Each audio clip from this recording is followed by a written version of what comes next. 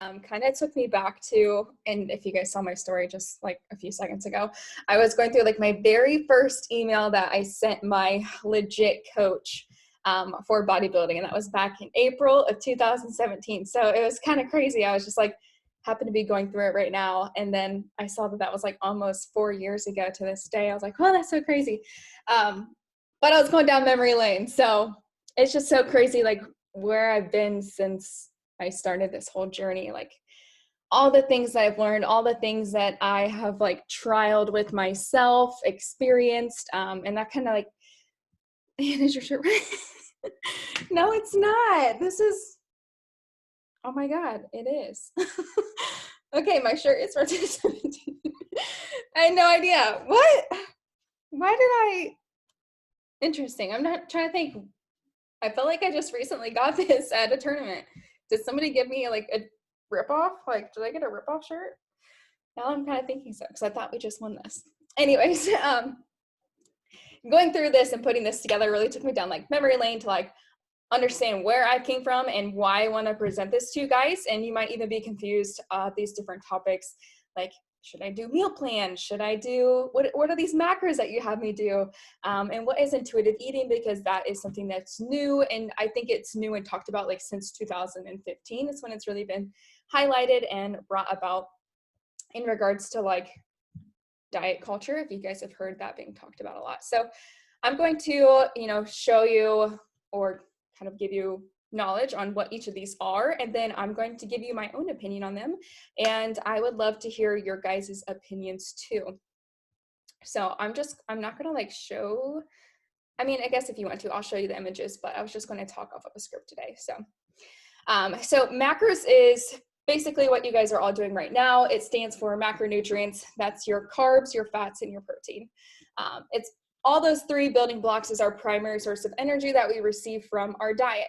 And when I say diet in most of these terms, I am talking about intake, which just means what you're putting in your body. That's essentially the only word that diet is. It's just been spun and twisted and turned in many different ways to think of like cutting foods or fad diets or things like that. But in that specific example, I'm just talking about the intake of your food.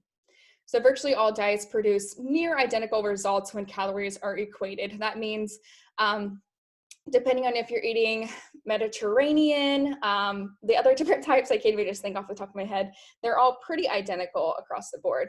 However, there are significant differences in body composition that can occur when you're comparing these diets that preference certain macronutrients. So what was I going to say? Weight loss diets that involve high protein intake often increase lean body mass and decrease fat mass to a much larger degree than other protein interventions. So essentially you're like using in macros, you're using, I like to use this as an example of a thermostat. You're kind of like pushing along, like going back and forth between your calorie or like your macronutrients of what you want more versus the other, and just kind of finding a sweet spot where your body is good, energy is good, performance is good, and body composition is kind of on point. And that's what I like to find for you guys, is kind of move that needle back and forth to find what works best for us. And also depending in what phase you're in, are you in a reverse diet? Are you in a deficit? Are we at a maintenance phase? Or are we going into more of a surplus? And more times when you're in a surplus, like for some of you guys that are on here, is going to be my postpartum women. So they are kind of increasing their calories a little bit past their maintenance because they do have that extra calorie need of breastfeeding, which can contribute a lot more. And another note too on kind of adjusting your macros too, same thing applies with your maintenance calories. So at one point in time, your maintenance calories might have been, I'm just going to say, for example, 2,500 calories. It's about where your maintenance level is. When you go a little bit over that, you tend to go into a surplus, you tend to gain weight. When you go a little bit under that, you start to go into a deficit. That can change through time as you go through different seasons and go through different phases of your journey. So I want to say, just for example, Sam on here right now, when she started with me last year, before we went into different phases, her maintenance calories were a lot higher than they are now. So she has a different maintenance range where she is, sitting at a really good spot where she can still keep in a lot of calories, but she doesn't have the same maintenance calories that she had before, to where when we start to go over, she'll start to gain a little bit more weight.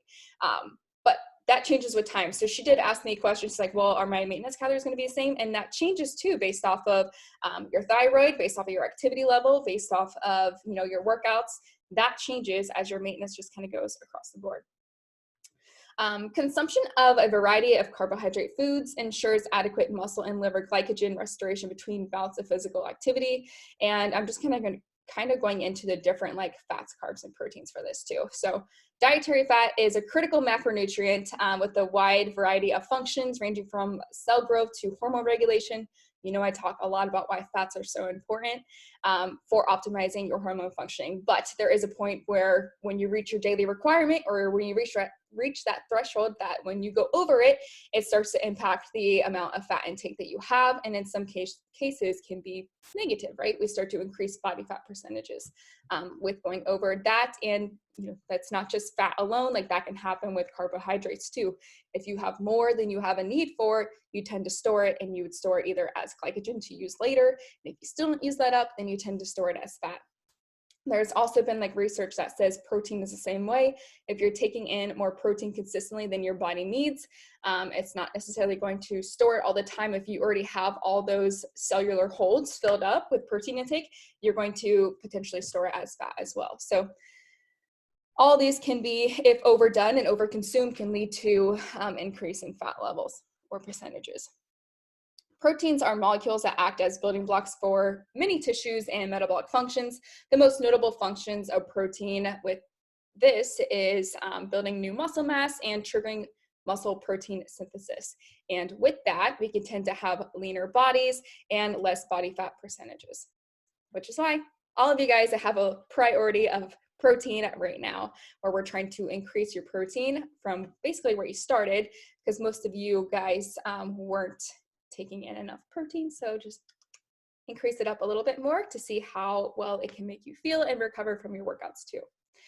Like I said, you can use these 3 different macronutrients to find a threshold that works better for you.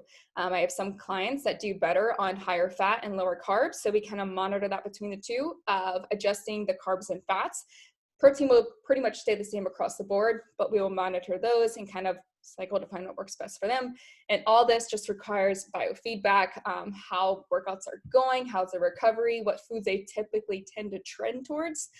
So that's why that first week or 2 weeks that you guys are just logging your intake to see, like baseline for me to know what you're currently taking in. I also look at where your preference lies. Do you typically have higher carbs, or I don't want to say higher, but like moderate amounts of carbs? So you tend to lean toward more carbohydrate foods or fats. And typically you'll find it goes between one or the other. So that is something I look to as well to see, well, okay, they typically like to eat this certain way. Let's see if we continue to provide them with the intake of carbs to fats to protein and see if they still adjust well to it, they tolerate it well, or they feel like, this is just too much. So macros allow you to use a flexible dieting approach to monitor your intake for competition, weight loss, weight gain, or your day-to-day nutrient intake. And plans will look something along the lines of this. You'll have 140 grams of protein, maybe you have 200 grams of carbs, and you have 80 grams of fat. So that kind of gives you a total range that you work with. And the option is up to you or the individual on how you choose to meet these intakes and these goals that are set for you. So the pros to this is it allows for flexibility and for the taste, particularly for the individual. If you like to have white rice versus potatoes, it allows you that flexibility to choose white rice as a carbohydrate source rather than potatoes. That is up to you. It also allows you to use a calorie tracker or a protein tracker, such like what you guys are using right now, MyFitnessPal or Chronometer, which allows you to not have to, like back in the day, if you were tracking your macros or tracking your intake, you had to do it on a paper log, you had to do all the math and add it up yourself and figure it out. The pros of this is now you have tracking apps available out there for cheap and literally nothing in order for you to track these and monitor these to progress you and your health and your fitness. You can create different meals and a bunch of variety of intakes. So this allows people to be a little bit more creative too with their meals. Say you get bored with one meal, you can easily switch it up and try something else, or hey, whatever is put in front of you. This is why it's really good for a lifestyle is whatever in front of you. If you're at a party, if you're at a restaurant, you can choose to eat what you want, what's going to help meet your goals. And it's situational, right? Like you're not always tied to that certain food type. You can put in whatever you want, allowing for whatever situation that you tend to be in. You also can learn what foods work for you and works well with you, what makes you feel good, what doesn't make you feel good, what makes you feel really bloated, what makes you burp a lot. That's kind of like what I've been investigating myself too, is like, okay, what foods make me feel like bubbly inside? And I can just, if I continually have those foods that I think might be the trigger for it, I'll know that that's, okay, this is a problem for me. I'm going to just take it out and see if my symptoms improve, or if I make a switch from this to that. Really troubleshoot it. So it allows you to learn what foods work for you too. And I think that's really important to be an advocate for your own health, as well as you can know what works for you and what doesn't. Individuals can also learn how their macros or their like ratios influence their training or their energy. Maybe they didn't notice prior to that their energy was super tanked, and it was due to being on low carbohydrates. Maybe they didn't have any idea, didn't pay any attention to carbs. They weren't like really utilizing them properly. And now that they've learned more about macros is, okay, wow, I have so much energy. Didn't know that would be related to my carbohydrate intake. And again, it's very adaptable for specific diet needs. So if somebody is, allergic to certain foods, they're intolerant of it, if it causes extra inflammation on their body and they're already auto-inflammatory, it's very important for special diet needs to be able to modify their intake for them. So this can pretty much be for anybody across the board: gluten-free, paleo, keto, Mediterranean, you name it, depending on what they're in. It's very flexible for that. The cons of this, though, is the individual can choose whatever they want and wish to fill up for this. So that's kind of where we're doing more of that macro Tetris, or if it fits your macros, of just popping in whatever you want to make it fit. And people might often opt for more processed foods or dining out more frequently because, hey, I can make it fit, I can do it. And then they just kind of start down these bad trends that they need to pull back out of. And that could also be choosing to fill up your intake with sugars or alcohol, and like, hey, it's okay, I'm counting alcohol as my carbs. So, and then they continue down that path, and did that really benefit your health? Are you really utilizing it to its best potential or not? And it doesn't always correlate with listening to hunger and fullness cues. So this is another downside of it is, and you guys might have experienced this before. I know I have, doing macros is, oh crap, I still have food to eat. Well, I'm not really hungry. And then it's almost like you could trick yourself into being hungry. You're like, well, yeah, I guess I'm hungry. I'll finish out my macros here. So it doesn't always correlate to us being able to be more in tune with our body and listening for hunger and fullness. It doesn't always. Now it can. You could have prescribed macros for you and you realize like, holy crap, this is just too much. It's not working for me. You can also fine tune and manipulate there, but it doesn't always respect hunger and fullness cues. And it also doesn't always consider macronutrient values. So while you can fill up and hit these macros, these carbs, fats, and proteins, it doesn't always ensure that you're getting in enough micronutrients. So your vitamins, minerals, even looking at fiber, doesn't always like correlate to sugar either. So a lot of different things are left out with using macros. But I will say there are some better apps coming along instead of MyFitnessPal that do show a much more inclusive of your intake for vitamins and minerals. Zinc, magnesium, copper, folate, all that. And that is where I take a preference over Chronometer versus MyFitnessPal, as you can dive into more of those micronutrient deficiencies. So for example, I was tracking my intake of food without my supplements and saw that pretty much across the board, I was low in several vitamins and minerals. So that is why supplementation is important for me, because I don't get enough within my diet to hit all those needs. So I do supplement with omega fish oils, and I take a complex B vitamin.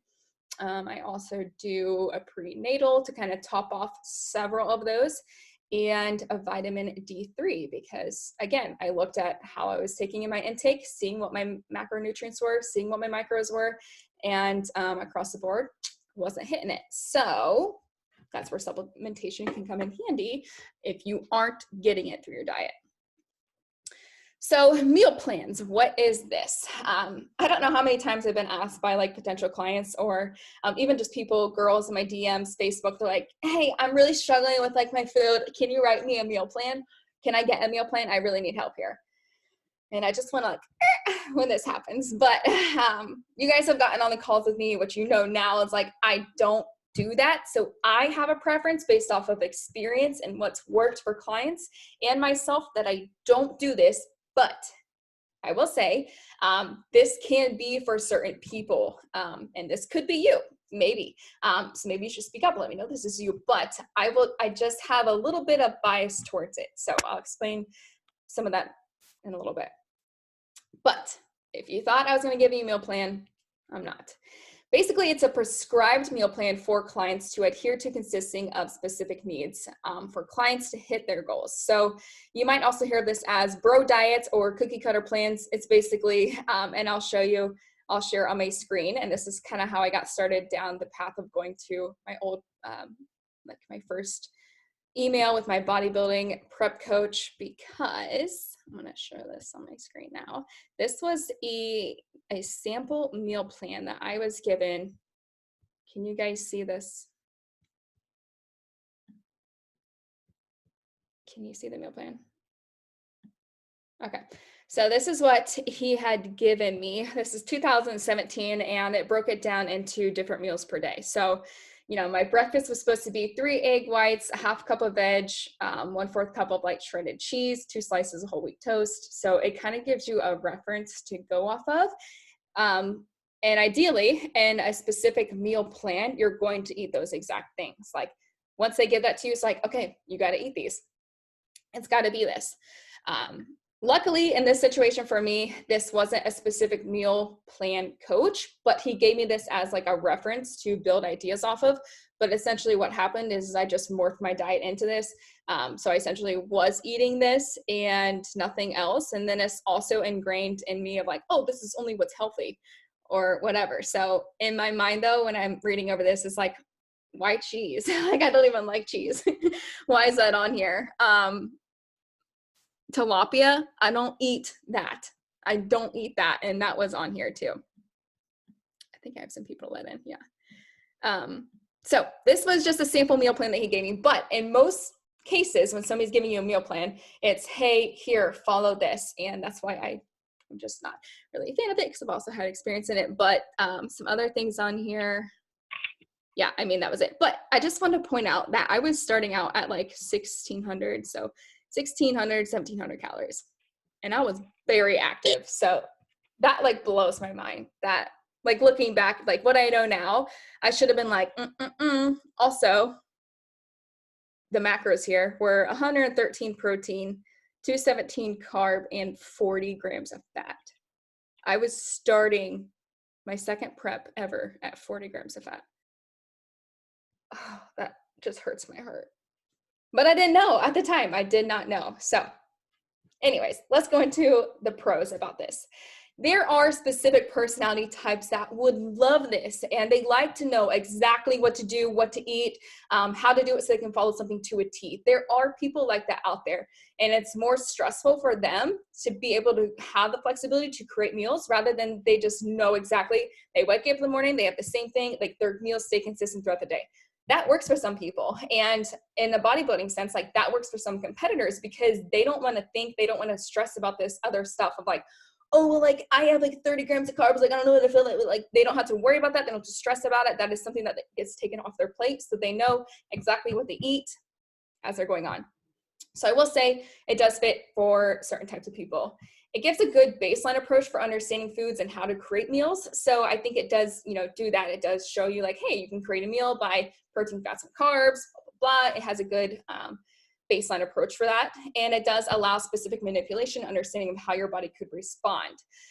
So for example, when you are a competitor and you are being tracked and monitored, like your intake to a T, this is very important for competitors that are tracking things to a T because they will be able to find if there's any variances in their physique based off of their foods. They know their foods are being the same across the board. So if something pulls up, if inflammation shows up, they know it's not due to any foods that they ate because they've been eating this across the board. you're better able to pinpoint where the issue is rather than, oh, well, I don't know if she's having something to gluten. I don't know if she has something to dairy. Like, what could it be? This is very fine-tuned. So there's no variation and very little changes made. Also, like another pro to it is it is the same response for fat loss compared to macros. So if you're wondering, what helps achieve fat loss goals or yada, yada, yada, the results end up the same. So you can kind of choose either or, whichever one works for you. And there also are specific conditions or situations that food need to be monitored to a T outside of just bodybuilding competitors that are trying to be down to like 5% body fat.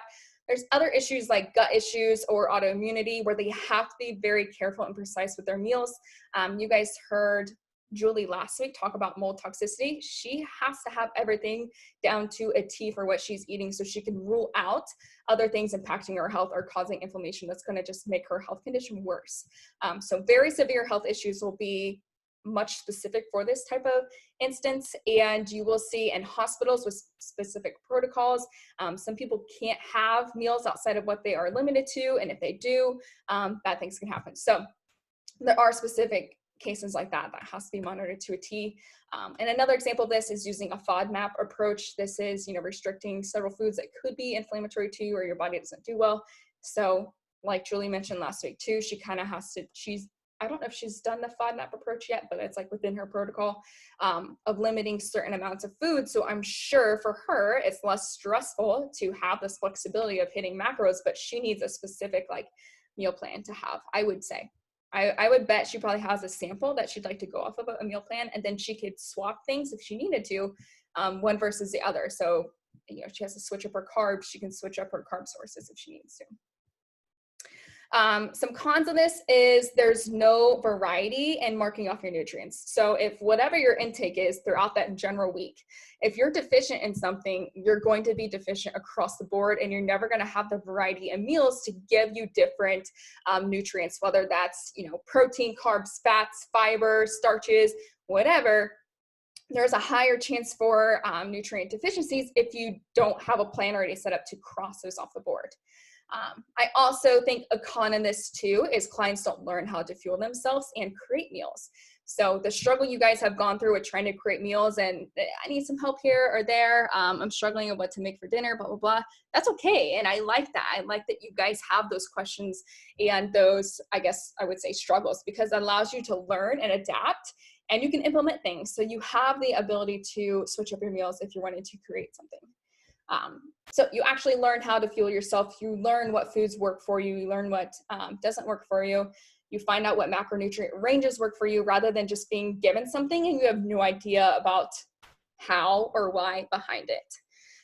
It also takes the creativity and appreciation for creations of meals out of it. They say that is a big key component to having more appreciation with your foods, digesting your foods well, and having a good relationship with food is the time you spent making it and creating it as something new. That is a big component to gut that they talk about, like gut issues, helping yourself digest things better is number one, slow your eating down, and number two, like really sit and appreciate your meal. And I think this would take a little bit out of that because you don't get to be creative with your meal. You don't get to have a huge process of trying a new recipe and figuring it out and, oh, it worked, or, oh, it didn't work, and you're back to the drawing board. That's fun, right? Like that's fun, and that makes cooking and food happy and entertaining too. It's also restrictive, right? Because you can't eat anything outside of that, and it doesn't really cater to other lifestyles or social situations. Say you have to go to a birthday party or at a buffet or something, and they don't have any of the foods that are listed on your meal plan. Well, what do? Do you swap? Are you allowed to give yourself a little swap things out, or do you choose not to eat, or you just say, well, I'm just going to eat whatever I want? And your meals can be redundant and have some boredom with meals, which can lead to dissatisfaction with your meals. And if you're not enjoying your meals, do you think you're processing it well, breaking it down, absorbing the best of it that you can? No, you have to have an enjoyment with your food. It's like somebody making me eat tilapia, and I don't like tilapia. I don't like the smell of it. I don't like the taste of it. I don't like the texture. Do you think I'm gonna like even do good with that meal? No, probably puke. So now I'll talk about intuitive eating. So it's a newer concept that's coming to light in what I call diet culture, which also diet culture doesn't really understand this either. So I think a lot of people are spinning off of the concept of intuitive eating and trying to say for their weight loss clients or something like that, that they do intuitive eating. It's just another new thing out there that you might be seeing on Instagram and people promoting it, even though they're not really practicing the true what I want to say, the true mission behind it. So it doesn't really correlate with what it's actually meant to be. So intuitive eating is an evidence-based mind-body health approach comprising of 10 principles, and it was created by two dietitians back in 1995. The focus is on listening to your body for what it wants to eat and a weight neutral model. So it's not trying to lose weight, it's not trying to gain weight, it's trying to appreciate your body where it's at. Essentially, it's a personal process of honoring your health by listening and responding to direct messages of your body in order to meet your physical and psychological needs. There's no diet, there is not a meal plan, there's no counting of carbs, calories, or macros, or tracking points, or anything like that. Ultimately, it is bringing you to be the expert of your body. Only you know what your hunger and fullness and satisfaction feels like. Only you know your thoughts and feelings and expectations or experiences, not expectations. And intuitive eating is an empowerment tool. And the purpose of it is to get yourself out of the prison of diet culture and weight obsession. So it's trying to be neutral with your body, loving your body for how it is, loving your body for movement. So it's not being forced like strict programs of training programs. It doesn't abide by that. It's move your body to make it feel good and whatever it is that you want to do. So the pros of this is obviously being more in tune with your body. Like that's almost like at that very top of like Maslow's hierarchy of needs is like, ooh, like that's like the best you can be is being in tune with your body. It's not being restrictive or having to count calories. So that can be troublesome for some people, especially being restrictive. It promotes more of freedom eating, and it is a complete dissociation from diet culture, diets, trends, and weight loss strategies. It's more of a happiness and comfort with oneself, such as being intuitive. That's a very high quality to be in tune with yourself, having good intuition. The cons of this is, and these are cons of my own opinions, and the pros were of my own opinions as well. But there are health and hormones that can impact your intuition. A lack of sleep, stress hormones, intensity of training or overtraining, insulin resistance, calorie deficits, long-term dieting, and numerous other health impacts can impact your intuition, right? If you have a lack of sleep, you're consistently getting less than 6 hours, you have an increase in hormones that make you want to eat more food because of that lack of sleep. So if your sleep is off, your intuition is going to be off. And I don't think it takes into consideration of this, but that'd be something that I would look into as well. Your stress hormones, if you're chronically stressed, guess what? You have insulin resistance, you have increased hunger, or you have decreased hunger because of your stress hormones. Overtraining, we know that impacts your choices with food as well. Calorie deficits, long-term dieting, that downregulates your thyroid, that downregulates your sex hormones, and all of those impact your intuition. And the greatest example of this that I have is personal own experience is after I was coming out of a calorie deficit for months and months on months, I wanted to eat everything in sight. I cannot possibly intuitive eat when my hormones aren't optimal to even give me the right responses. My hormones aren't even telling me to eat the right things. You want to eat everything in sight. And you guys have felt that before. I know you have. You're like, well, I just came home and I want to eat everything in sight. Is that because you didn't eat for 6 hours?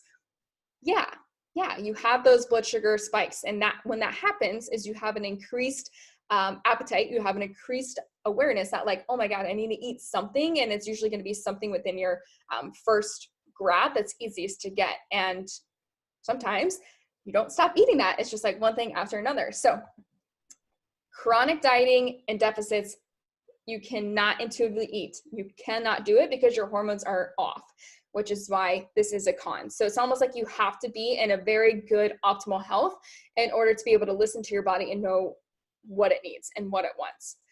It doesn't provide a knowledge or understanding of calorie intake or nutrient needs. Just off of various levels. I think people need to understand they've been under eating for years. I think people need to understand, hey, you've been having doubles and seconds every single meal of the day. You're probably eating too much. I think people need to have an awareness of their intake, what they're eating, and what works for their body in order to be intuitive. This could also just be a free-for-all. I have literally seen people say, I'm intuitively eating. I'm going to eat a whole thing of Oreos. It can honestly be a free-for-all, but you know, where does that line cross where you're being intuitive with your body, or you're just kind of doing a free-for-all? It doesn't account for growing sickness and health compromise from the dieting history or diet culture, if we're going to sit here and shame diet culture. And diet culture is essentially the people who are riding out diet after diet, always trying to lose weight, always trying to do methods to lose weight. When this happens, it is, again, like I said, hard to intuitively eat when your body's not giving you the correct responses, when it's not telling you the right things because it's been deprived, it's been starved. When you're starved, you will eat anything and you can't be intuitive. So I don't think it accounts for the growing sickness and the chronic dieters that we have, which compromises much of people. And it can take a while to get to the point of intuitively eating after you understand what works for your body, what foods you like, and what supports your activities and goals. I think that's the most important part. And I'm not to say you can't ever get there. I'm not to say intuitive eating isn't it. I'm saying that is a goal. That should be a goal so that we can be more aware and in tune with our bodies. But I think there needs to be a process in order to get there. And I just found this little infographic. Trying to eat intuitively with little understanding of basic nutrition. I want something sweet, but I know sugar is bad for me, so I won't have anything. I'm really hungry tonight, so I should grab a few slices of pizza. Eating intuitively once you have an understanding of nutrition. I'm craving something sweet, so I'll enjoy a small treat. Boom. I'm really hungry. I'll grab one slice and a salad and see if I'm still hungry. Different variations there. Eating intuitively without a knowledge of nutrition is like trying to go out for a basketball team without knowing the rules of basketball. Sure, maybe you can pass and shoot, but you should at least learn the basic rules before trying out. I kind of agree with that as well. Intuitive eating and weight loss aren't compatible. And this is not my own opinion. I derive this from other people on this topic. This was a specific RD's opinion on this as well, as she was implementing intuitive eating strategies, but she also worked in a weight loss clinic for bariatric patients. So this is kind of her interesting point of view of it. And I thought that's a really good perspective to see somebody that believes in this, but also has to work with a specific clientele that has to lose weight for their health. So these were all her responses. I thought is very interesting. Intuitive eating and weight loss aren't really compatible. This is because intuitive eating and weight loss are not answers to the same question. They are in of themselves their own distinct goals. Can you work towards two different goals at the same time? Often, yes, but when one goal requires behavior changes that the other goal requires you to forego, the answer is no. So essentially she's saying on these weight loss clients, like, it would be the goal to intuitively eat, but right now their goal has to be weight loss and changing their behaviors and relationships and associations with food to help get to that point. So what she's saying is like, I have to break their behavior first because of this. And intuitive eating says, nope, you can't try for a weight loss. You can't have barriers right now. You can't really do that at the same time. Of course, making the argument for forging a neutral and respectful relationship with their bodies is easy for someone living with thin privilege, as many dietitian proponents of intuitive eating are. Even though research supports the idea that we can pursue health at every size and that most weight loss diets fail, we still live in a reality in which people with thin bodies are privileged over those who don't. And I thought this was very interesting as well, a really good point of view of like, yeah, like if you have really good genetics and you do have thin privilege, then of course you wouldn't understand weight loss. Of course you wouldn't understand what it feels like to need to lose weight or to have to medically have to lose it for the promotion of your health and longevity because you're thin privileged. So I thought that was a very interesting point of view. And at the end of the day, your body is your business. I'm a big advocate for bodily autonomy, which means that you have the right to decide what's best for your own body. But I'm also highly evidence-based, and I've seen and worked with the aftermath of diet culture, chronic dieting, and the health ramifications of that. And that's my own personal note. Like I said, I think intuitive eating would be a goal to pursue. But I think you have to have strategies set up in place prior to that to know, what do you need for your body? Where do you start? Dieting, improving health, and making lifestyle changes requires mental work and a complete understanding of what your body needs to make you healthy and happy. Oftentimes, what you want to make you happy isn't what your body needs to be healthy. For example, you want to lose 10 to 15 pounds. Guess what? Your body doesn't want to. Your body's going to cling on to that, and it's going to hold on to it, and you're going to have weight loss resistance because your body's not ready yet for it. Even though your happiness is at stake, your body doesn't always want what you want for yourself as far as making physical transformations or things of that nature. Ideally, you can move through these 3 phases. Like you can move through these 3 things in phases. Like maybe you start with a meal plan, right? You can start with a meal plan, get a little base information of, ooh, this is how meals should be organized, right? Like there's carbs, fats, there's proteins, and there's a fruit there. Okay, I get that. And then you can build off of that and switch things out to make it more into a macro basis of having macros to hit, understanding what works for your training, for your performance, for your health. Again, like being on a 40-gram diet for fats is probably not going to be optimal for long term. So you kind of have to play with those numbers, like I said, and like a thermostat, and mess around with what works for you. And then once you figure that out and you get really good at tracking and getting good intake in, and then you look at it, like you go days without tracking, you can remove tracking, remove macros, and you'll probably develop intuitive eating. You most likely will, because you know what's worked for you. You know exactly like, okay, if I have about this size of a meal, I'm usually pretty full with that. I'm good with that. You can also get to a point of sustainability where you can intuitively eat, you have optimal hormones, you have optimal health, and there could be days where you don't have an appetite. There could be days when you do, and that's perfectly normal and acceptable, because that would be the goal of being in tune with your body and be able to maintain weight where you're not constantly trying to do better or trying to manipulate your body to look certain different ways. That really doesn't apply to the whole intuitive eating, I don't want to say like intuitive eating phase or dieting strategy. It's not a dieting strategy, so I don't really know what you say, because I don't know, just doesn't apply with intuitive eating. Neither does like competition. So I don't think, and somebody can correct me if I'm wrong, I still have the book to read all about intuitively eating. I do think it is a good place to start if you guys want to learn to be more intuitive with your body and intuitive with your meals. I think it's a great book to purchase, and I have it. It is called Intuitively Eating, and I'll send you guys a link to it. But I do like some of the concepts in there of body positivity, not always trying to manipulate your body, look a certain way, just trying to love your body for where it's at. But I do think that has to be a place where you can get to, which would be a goal. For me, my goal personally is I don't want to track for the rest of my life. I want to have the basis and knowledge to know what works for my body and what doesn't work. And I can kind of bounce and use that as a tool whenever I want to use it. When I want to see what I'm taking in, hey, is my nutrition even being on point lately? Let me check, let me look. Let me start logging a couple meals a day or a couple days a week, see where I'm at. And I can use that as a tool or guidance to know, hey, I'm doing good, or I need to pick it up here or there. I need to increase this or that, or maybe I need to decrease a little bit this and that. So I do think it is a great tool to use to better understand as well. And other notes here, I just kind of pulled this off of the concepts when I was talking about carbohydrates and things like that. So the top trainers in the industry do not use intermittent fasting if it fits your macros and aren't writing vegan nutrition programs for top bodybuilders. The reason should be obvious, because it doesn't work, right? You need something sustainable. Carbohydrates will not be stored as fat if there is a need for carbohydrates. Example, replenishing glycogen stores, training, or other activity. So back where I mentioned that consuming like an overconsumption of carbohydrates can lead to storage of fat. That is a possibility, as long as these are all like, if it's being replenished in your training and your other activity, then you'll be fine.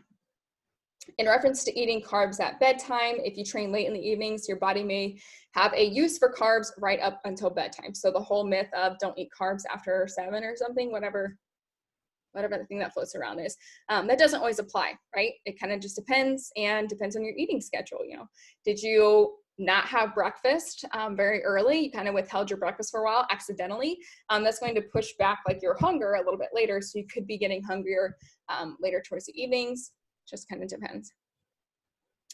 Muscle does utilize fat when the muscle is depleted, and I thought that was interesting. So can't really explain more off of that, but I thought that was an interesting point and note that it does utilize fat. I guess that makes sense, right? If we've already burned through our carbohydrate stores, if we're burning through our muscles, which would mean our muscles are depleted, what's the next macronutrient we're going to use that has a purpose of energy? It's going to be fats. Actually, muscle is usually the last one to deplete. Like if we use muscle to give ourselves more energy, that becomes catabolic. We start breaking down muscle in order to create energy, and that's a problem. That should be like the last resource that's used. But I am open to interpretation and other people's comments, experiences. If you guys have anything about any of these 3 topics: macros, meal plans, intuitive eating, where are you at? Where do you want to go? What works best for you? What do you guys like? Anything like that.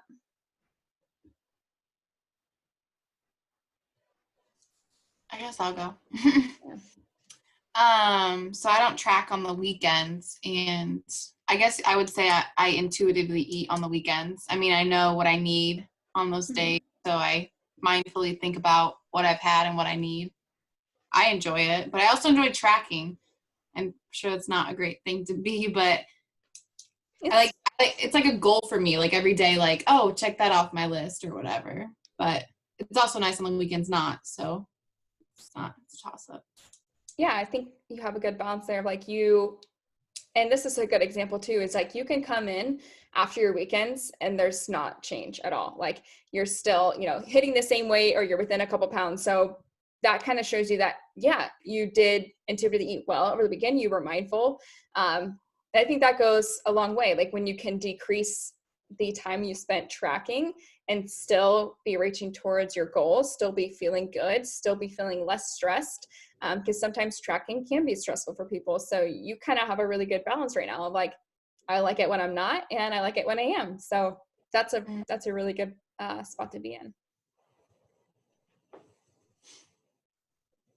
I think it's easier to be in a spot like that too, when it just, in my experience, like you're not in a deficit, you haven't been in deficits for long periods of time. I think that's where I kind of had a negative relationship with it after the 5th year of tracking macros every day. Was I think I just reached a point where I was exhausted with it, of hitting these numbers. And I think the fact of being in a calorie deficit was stressful and exhausting enough that I just didn't want to do it. So it took me a long time until I opened back up to tracking my intake. And I'm kind of like putting myself back in there again, because I know I have to do this in order to know how my health is. I have to do this in order to improve and understand my body better. And I just kind of had to change my perspective of this isn't about prep anymore, because it's easy to tie myself into tracking for, okay, well, I'm in prep, and if I'm not in prep, then I'm in like a building phase, but I'm going to get ready for a prep soon. It's like I had to dissociate from that of like, no, this is for just my health and understanding. And that's a good way that you can kind of shift of like your purpose for it. Because like I've mentioned to you guys before, your goals can change over time, and that's okay. So my goals have changed over time, and they have to. I have to adapt and, overcome, I guess, things of where I'm at to get to my goals. So your goals can constantly change. And that's kind of what I had to do with tracking, is like, it's not about what it was before, but here's how I'm going to use it for me now. And that post that I made on Instagram, I don't know if I shared it with you guys a while ago, on tips to like track your foods and track your intake without stressing you out. That's super beneficial, because you can kind of ease in slowly with it, such as maybe you're just tracking on the weekend, so that's only 2 days that you're doing it. Or maybe you can ease up to tracking Monday through Friday and you don't do it on weekends. That's now 5 days that you're tracking. Or maybe you're just generally tracking. There's a lot of different ways that you can go about tracking to like not stress you out too.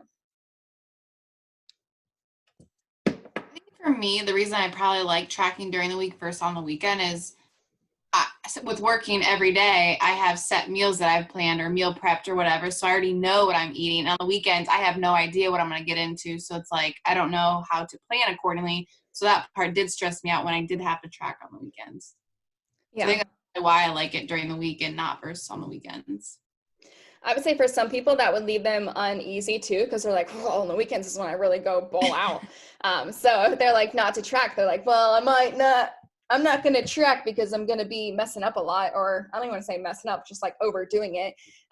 So I think that's a great relationship for you because you're able to still come in after your weekends of being off, like I said, and be on point, which means you truly were being intuitive and eating around the same that you've been feeding your body with. Rather than if I have somebody that consistently isn't tracking on weekends, and it was for a reason, right? We took it off on weekends, but that's mostly when they feel more stressed and they're on the go and they tend to make bad decisions because of that. Or maybe it's even their friend group. Like maybe they have like their boyfriend's friends or their friends, which are heavy drinkers, and they feel very inclined to be out partying the whole entire weekend, but they're not tracking macros or their intake at all. And they come in and it's like we have to keep working each week and we're not really progressing along because you can really overdo it on weekends. You can really overdo it. So sometimes that's a hard battle for me as a coach to let somebody have the mental like flexibility with it, but then do they still need it because they don't have those habits and behaviors set up yet to still be intuitive or try to be intuitive. So that's kind of a thing that I have to consistently monitor with people and understand about them.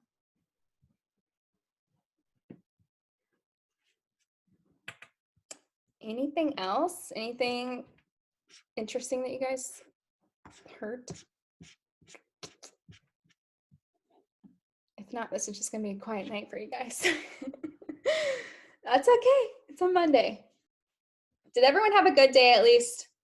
Sunshine was out. Hopefully y'all got out in the sun or are going to. I don't want to take up all of your sunshine. I mowed the lawn. Oh, I missed it. Like the smell of fresh cut grass, like, oh, it's the best. Yes. Yes, it is. Was yours a push? Yeah. No, that's different. Like you really have to work hard for that. Steps in. It probably got like double because it's like shaking. Yeah. I think I'm at like 14,000. I think I started at like 10, so I got like 4,000 doing it, but. Yeah, it was probably like your hands on a jackhammer or something. All right. Well, thank you everybody for coming into this. It is recorded and I am working on uploading these onto modules, which I'm going to talk to you guys about. I created basically like client modules to go through. So you guys have been with me. So you've kind of already gone through that with going through the welcome packet. But I think in the next week, I'm going to all send you links to that again. Maybe it'd be nice just for a refresher of you of many different things. And you also will get like these recorded videos put on there as well. And access to them too. So it's something that you can always have access to and like a membership portal. Okay. Awesome. Have a good rest of the week, everybody. Bye. Have a good week. Bye. Bye.